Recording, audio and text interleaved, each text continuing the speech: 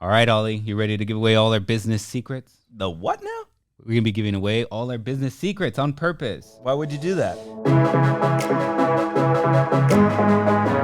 Welcome back to the Marketing Ninjalab podcast with Coach Jorge and Ollie Rodriguez. Today's episode, we're going to talk about how sharing your secrets will get you more customers. Sharing is caring, folks. Okay, we're back with another episode of the Marketing Ninja Lab. And today's episode, Coach is going to be breaking down why it is a workable strategy to give away all your intellectual property, so to speak, and how that generates customers, clients, leads. Explain this, Coach. What are you seeing on all the, strategy-wise? Why is this a good strategy? And then how do you execute on that? Let me start with one word, okay? Omnipresent. What's that? What's omnipresent? You ever heard of that word? Absolutely. Like we use it all the time. That's like where you're basically like present everywhere. Like, right. And obviously we're a social media company, so we're referring to like being in every platform. Yeah, check it out. This is what Google's talking. This is what Google says. Omnipresent. This is what it says. Widely or constantly encountered, common or widespread. So, your omnipresent threat or an omnipresent threat of natural disasters is the example. I like that first part because it's like consistently encountered. I like that. Consistently encountered because you open Facebook and boom, there is, let's say, our CEO, Manuel Suarez. And then you jump over to Instagram and we're posting content on his Instagram. So there he is again. And then you go and you check out your podcast. And guess what? We've uploaded a new podcast to iTunes. So it's always showing on the top as new episodes come in, if you know what I'm talking about. You jump over to YouTube. Hey, there's a new YouTube video. You check your email. We hit you up with an email. You Google it. We got press releases. We got blogs. We have Google My Business. I mean, it is everywhere. Omnipresent. That's right. Omnipresent. TikTok, etc. So the point is that you have to be everywhere all the time. And I see this as maybe number one mistake, honestly, of most business owners that I encounter. They don't put out either any or enough, content on social media. And this thing it's free. Sometimes we take it for granted so much that, you basically can have your own radio show like we're having right now. You can have your own TV show, get on YouTube and just document what's going on and put a little bit of editing behind it so it's entertaining. You got your own TV show. And, some people say like social media is like your own reality show. You're giving people behind the scenes of what your business looks like day to day and, funny things that are happening or struggles that you're going through. The point is you got to get out there, you got to get known, and you have to be known everywhere. Now, when I say that, though, I know that some people are starting to get overwhelmed already just by the thought of being everywhere. So do you have any tips for them to work on being omnipresent? So I do think that I had a question for you when you were saying that. I think what most people run into is like, I'm going to record this. I'm going to do this. I'm going to be everywhere. I'm going to put all this time, but no one's watching. I get 3 likes. I get 2 downloads. I got 1 person listening to my podcast. What would you say if that's the reason why it is preventing people from creating content? I would say that you need to look at your own behavior on social media. I guarantee you that there's people that you follow that you never even click the like button or engage with them, but you're following them and you're seeing them all the time. And you probably have somebody in mind right now that just popped in your head when I gave that example. That person is, as they say, living rent free in your mind, right? Because they're so omnipresent. They're posting all the time. And they might be annoying, but they're getting known. And when people need that service or product, that person's going to pop up. Like here in the area, let me just finish saying to answer your question is, if you're like that, then there's a lot of other people like that. So you don't have to worry so much that, nobody engaged, nobody liked, nobody did, something with my post. 2 things. At first, you just need to get comfortable with putting content out there so you get in the habit and build that up, number 1. Number 2, you're going to be you're going to start to get better. You're going to build up a skill that is going to be putting out content that will get, likes, comments, shares, engagement, that sort of thing, because you're getting better. You're going to start to learn what your audience reacts to and what it doesn't. One of these days, you'll put up a content that does do really well. You have to study that. Like, what did I do that it worked, and then do more of that. Yeah, what did you talk about? What platform? What time of the day? Yeah, how long was the video? Try and learn everything, study every single second. I would say, without trying to get too philosophical, that a lot of times the person's shackles or weights that they're carrying that is slowing them down are just in one's mind. And what I mean by that is, Coach and I were talking about an article that one news outlet said about Amazon shrinks for the first time in 2 decades or whatever, a decade, and how they were shutting down warehouses. And in another outlet, Amazon saying, yeah, we don't have enough sellers. Like, why do I want so many warehouses? There's not enough inventory.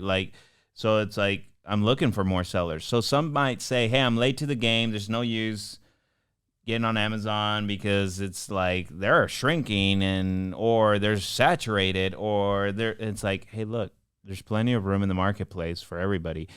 Another thing is that we've opened a lot of accounts for customers here at AGM, and everybody starts with a 0. Yeah. We had one account, Natural Slim USA on TikTok, went from 0 to 500,000 followers in 6 months just by being consistent with the content. Now, I would say that, it's like the content is good, but in reality, it doesn't take a long time to build something. It just takes consistency. Now, sometimes it takes a lot longer. Yeah. We have YouTube channels that have 6-7 million subscribers, but they were started 12 years ago and didn't take off until 6 years ago. So for 6 years, they were believing in themselves. But also YouTube, I mean, it's hard you can't compare YouTube and say Instagram and TikTok, because YouTube, even though it takes a lot longer, like you were just saying, but that content will live on forever because somebody could be searching that specific, keywords in your title, and your video might show up. Whereas with TikTok, like you were just saying, we have another customer and have in mind right now that the very first video took off. Very first video, 50,000 views right away. And then from there, we just started building it, and he has over 100,000 subscribers now. That's on TikTok. That can happen that fast on TikTok. I don't think that would happen on, YouTube. And I don't think You're not going to go viral on your first video usually. Yeah, and they're different. There's money involved. That is a factor. What do I mean by that? Like, those accounts that we manage with the millions of subscribers make tens of thousands of dollars in ad revenue. That gets paid by Google. Yeah. The amount of money on Google and paying its creators and all this different things is a lot different than these other platforms. Yeah, I mean, way different. So I think TikTok pays you pennies. Yeah, so I think there's like an algorithmic factor that is involved with it, money, and so each platform, as Coach is saying, you want some take longer, some are going to grow faster, and, it is what it is. But I think it goes to consistency every time on each platform, and then being on each platform. A lot of the times we've talked about it in previous podcasts, you can just repurpose the content on other platforms. For example, a lot of people will record a YouTube video, strip the audio, and then that's their podcast. Right. So there is and that's how you start to be omnipresent.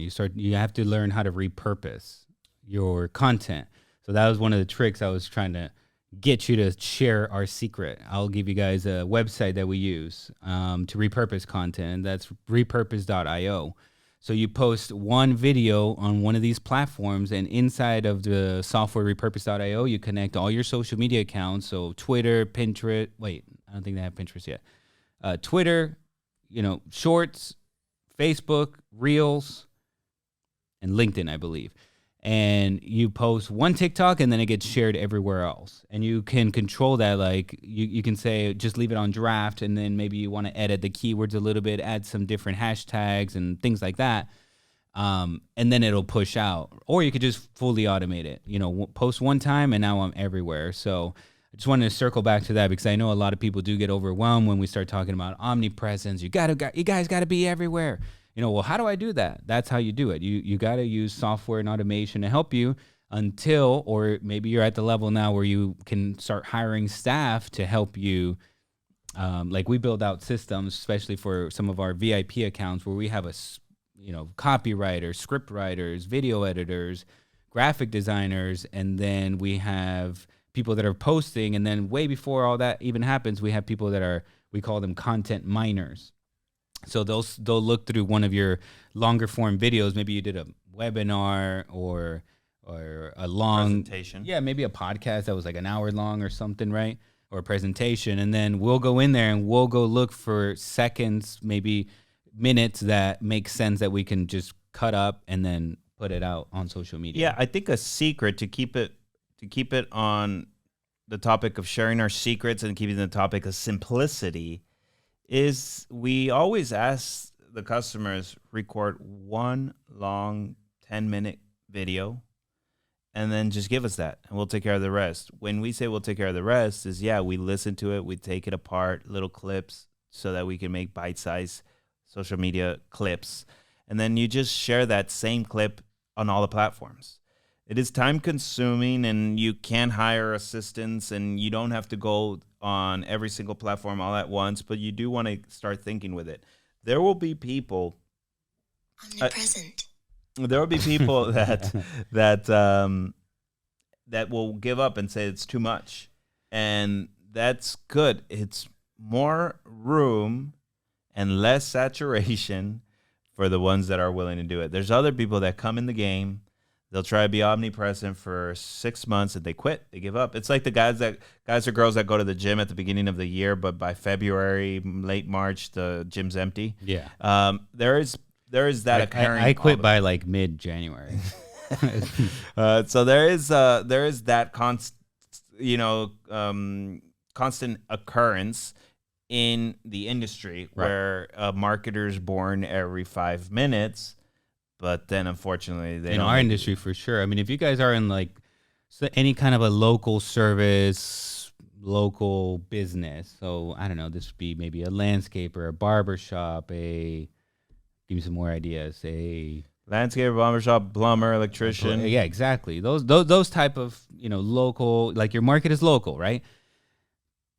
I mean, it's probably 90% of the other businesses that they don't post anything ever. So you will have the advantage if you can just be a little bit consistent, in posting on social media, sharing your secrets. So, well, I just want to get into like even a little bit deeper of what do we mean by these sharing your secrets? Because I know so far we've been talking about like, well, you got to be everywhere, right? But when you're getting ready to post your content, what I want to stress is that you guys have to be showing how you do what you do. And there is a big fear out there that if you start sharing with people how I do certain things in my industry, they're just, my competitors are going to steal all my, tips and tricks and secrets and stuff like that.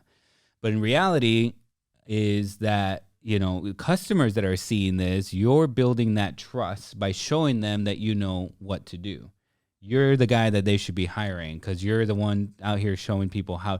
Like you literally will sit there and just show them how to do it. Let's say you're a barber. You just show them how to fade. What clippers. Exactly. Not necessarily just like, hey, look at this before and after. No.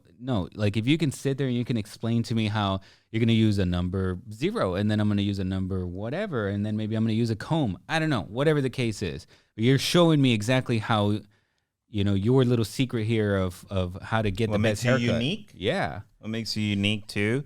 One time I went to a barber, and then I thought it was pretty cool that they were using a blow dryer while they were fading, like at the bottom, like towards, where the collar is.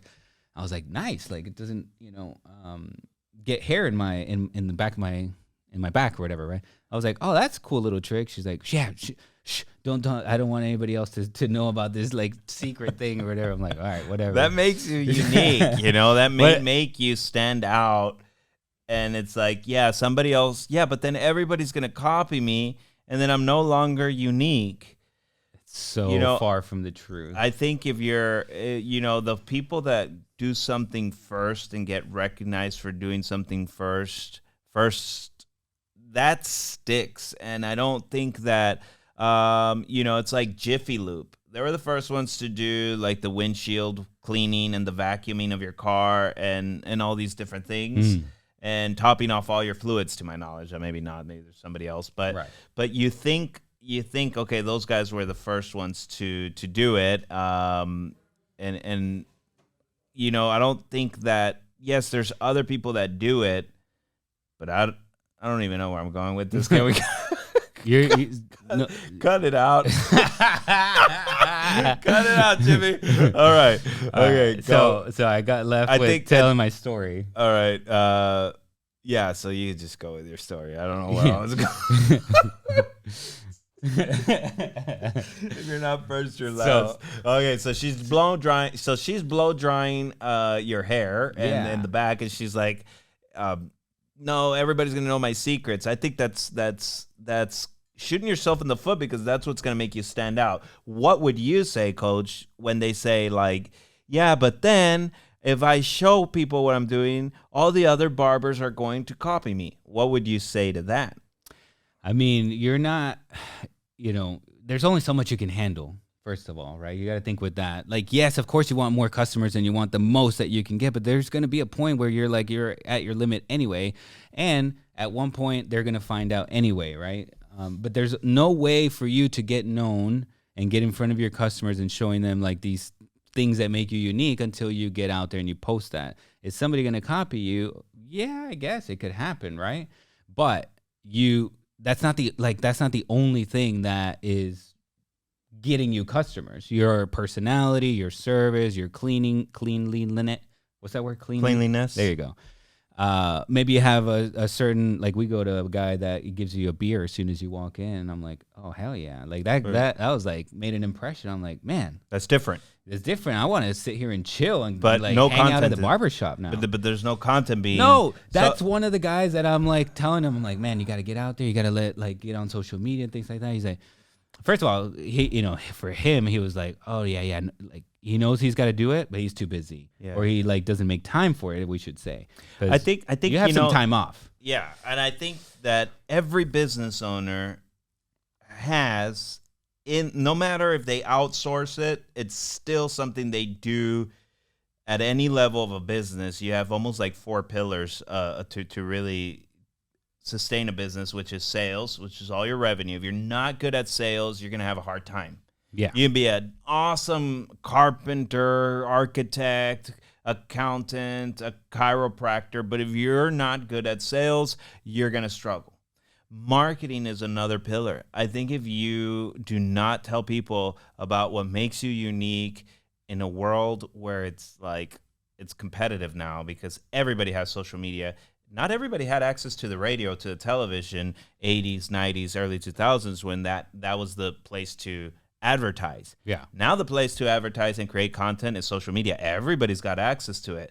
It's just the people that are going to get good at it and consistent with it, they're going to outperform the other people, right? So I do think sales and I do think marketing are key pillars. Obviously, you have stuff like personnel, which is another important pillar, but for purposes of what we're talking about today, those two things, they go hand in hand. Yeah. For sure. And if you don't do them, and you can hire a sales team. Yeah, you can hire a marketing department and stuff, like a marketing team and stuff like that. But those functions. I know I've talked to people, though, and they're like, I'm good, man. I'm like, I'm so booked up. And, I made a Facebook post about it. Like, you call some of these guys nowadays, like, I don't know, get a fans quote or get a pressure washing quote or whatever. Like these local service type people, and then they don't answer the phone. And some of the excuses I hear is like, oh, I'm good. I have so much, business that they don't even care to like waste leads or whatever. I guess I just thought about that because you were talking about marketing and sales. So like some of them are good on sales, and maybe that's an excuse to not be posted on social media and get known. But what happens when you slow down and you don't have something there to, carry or some sort of a momentum, right, to carry you past the slow sales point maybe let's say the pressure washer slows down during the Christmas time or something, right? I think you have those people that You it's have to like have your they- marketing and your posting out there. Yeah, but those are the types that are not your competition. What do I mean by that? Those are the That's true. just enough. I just need just enough. You Yeah, know, they're yeah. not listening to this podcast. The people that are No. listening to this podcast are like, I'm hungry. How do I figure it out? What I need more data. I'm trying to master my craft and compete and outperform everybody. And the ones that are just that's like maybe I think what happens is with you and we run into that so often, either phone calls, just talking to people, and so it can grind our gears a little bit because it's like, man, you're leaving so much money on the table. Right. But because it's like people are out there looking for you. You have such a good product, like the barber, right? It's like you Yeah. have such a good product. And I think there's people that are like they're complacent and they're like, hey, look, I'm good. I'm just enough. And then there are the people that are listening to this podcast. They're like, how do I scale? Mm-hmm. How do I grow? How do I scale? And they're looking for the scale factor. And the way you scale factor is by you never stop growing. So here at AGM, we are always at like we just hit a all-time high on personnel, right? We're at 108 employees because we're always like thinking about the scaling of the activity. Mm-hmm. So it's like, yes, I could maybe let go of people. I could maybe close down certain areas and I can get more money and keep more money and go home with more money in my pockets. There's some truth in that. You want profits, you want to grow financially, but it's like in the long term, if the company, if the activity grows, there's more money and revenue in everyone's pockets, right? So, I think that's the difference. I think you want to have the mindset of annihilating your competition, outgrow it, and unfortunately, those guys that are like, man, I'm good. I'm not gonna call you back because I have enough work. I think those guys are not competition. Right. No, I do agree with that. You have a point there. Just to move on this, because we went in like different directions and on some of this stuff because we're so passionate on. How is it gonna get giving your secrets away? Yeah, exactly. I want to reiterate, like, this whole thing is about you guys need to, number one, post, right? You need to get out omnipresent, and I wanted to let you know that you need to be sharing your secrets on what it is that you do, and it makes you different, and even how do you do it. Don't worry about anybody copying you. Just worry about, putting the content out there and building value and trust in the customers that are going to be seeing that. And don't worry if there's no likes, comments, shares, or whatever, especially at the beginning. That will come with time. And even if it doesn't, people do go and they visit your Instagram, your Facebook, whatever, to just check up on you before they make a decision. If you're that's like the business card of today. Yeah. That's how it's like right before I'm into business, let me go see if he's active on social. Yeah. Definitely. I think the reason why this works of giving your secrets, because keep in mind, we do 2 workshops a month, 1-hour workshops. We film it and we give away a ton of secrets. How to create an Amazon account that generates $1 million in sales. Most people will charge you $1,000 for a course like that. We gave it away for free 2 weeks ago. 2 weeks ago, yeah. We got a sales course with the one and only Dan Henry next Tuesday. Yeah. You can register at moneymakingworkshops.com. It's free, moneymakingworkshops.com, and get the link and watch Dan Henry present a masterclass on sales. Mm-hmm. And it's like, why? Because when you are known as an authority in a space, you generate revenue some way, somehow. First, attention. Yeah, it generates attention and confidence, and it builds the know, like, trust factors that are normally the things that are used in a transaction. I'll tell a quick story. Maybe we could wrap it up with this quick story of giving away your secrets and how it generates tons of revenue. During the COVID, when it was just started, there was no PPP loans, no nothing. We had a course on Facebook ads that already had gotten a 2 Comma Club award on ClickFunnels. It would sell for $2,000 the course, and it was a digital course, and it had made already over $1 million in sales. So I had to go to Manuel, our CEO, and I say, look, people are now going home. You're gonna be watching Netflix. It's like let's sell it for half the price because they're away from work. I don't think I could sell it for $2,000 because they're probably panicking. Yeah, everybody's freaking out. Yeah. Yeah, at this point, everybody's freaking out. So then he says, "I'll tell you what. Let me analyze it. I'll come back tomorrow and give you an answer." He comes into the office the next day, and I'm like, "Hey, so what are we gonna do? 1,000, 1,200, 800? Where do you want to be at? Let's start moving it." I don't see us at this point getting retainers from companies because companies are shutting down. Yeah. So I'm trying to think. We'll probably have to go more digital training, right? There's a lot of insecurity because of the media at this point, right? He then says, "No, we're going to give it away." And I'm like, what? That makes no sense. How are we going to generate revenue? Of course, I just trust the man, so I didn't really fight it. I just said, okay, good. What do you want me to do? He says, "I want you to create a contest type thing where people can share it because that's going to be a requirement. They got to share the link. They got to be active. They can't just like opt in and not study. They have to study every day or they get kicked out because I want them to actually take advantage of this $2,000 course. And then I need you to create some press releases, and I need you to one of the things is we got to get a testimonial review when they're done, a video. And what that resulted is that it grew our list. It went viral. It was on Apple News. It was on Apple News. The press release got picked up by a lot of outlets. Yep. We got 30,000 names, numbers, emails, telephone numbers to text of basically potential marketers. Yeah. Because if you're trying to run Facebook ads, you have a business. Yep. We got tons of video footage of people just thanking us and thanking Manuel for the amazing content. And so my point is that till this day, that list of 30,000 names, numbers, and emails generated money somehow.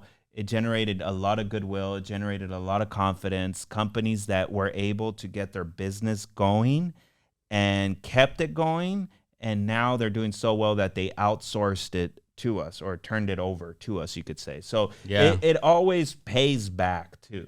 Yes, yeah. And also, just to add one more thing, I just thought about this. Like we even had one guy that was selling, I think, 400 books a year or something like that. Before getting a hold of that course, they learned how to do the thing on social media, run some ads, etc. And now they were selling like 40,000 books, right? Yeah. That's right. They'd send us a review, a text message, but a review. I just thought it was very cool. Like you never know also the impact that you would have just by sharing. And if we would have just kept, let me hold all these secrets, unless you pay me, I'm not going to tell you. Or what about the guy that was in here for our workshops? He used to be Manuel's mechanic, boat mechanic, right? Just, part-time, Manuel's content encouraged him to create his own business. He now services yachts, has his own business, services multi-million-dollar yachts, has his own warehouse too.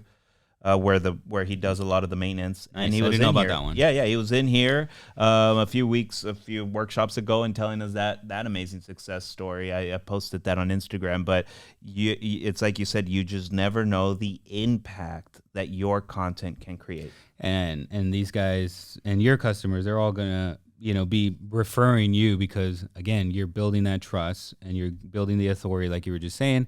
So you're the go-to guy. So. Moral of the podcast. Give it away. Give it away. Give it away. Give it away. Give it away. Give it away. Give it away now. Give it away, give it away, give it away now. Oh wow. Can we, Jimmy? Can we exit? Can we exit with that song? I don't know. Copyright, probably, right? They'll flag us and no, that's take not the video down. No, if we set some Red Hot Chili Peppers on there. No. Okay. All right, fine. We'll cut it out. No, the moral of the story is to give it away. You have no. You never know the impact that your content is going to create. Having said that, we do know one thing: that content, if done right, whether you educate, entertain, or inspire, if one of those three things are done with your content, you will generate the know, like, and trust factors that are needed for a financial transaction to occur. Exactly. All right, guys, we want to get you implementing everything that we're, showing you here. That's how you get the most value out of this. So we would also love to hear how it's going when you're implementing this. Yeah, so make leave the sure that comments. you can comment on the YouTube channel if you're watching this on YouTube, Spotify. We have video, audio, wherever you listen to your favorite podcasts. Make sure to subscribe, leave a review. That really helps us out, and we'd love to get your feedback at the same time. So until next Friday. Yeah, next Friday, tune in for another episode of the Marketing Ninja Lab podcast. Let's go.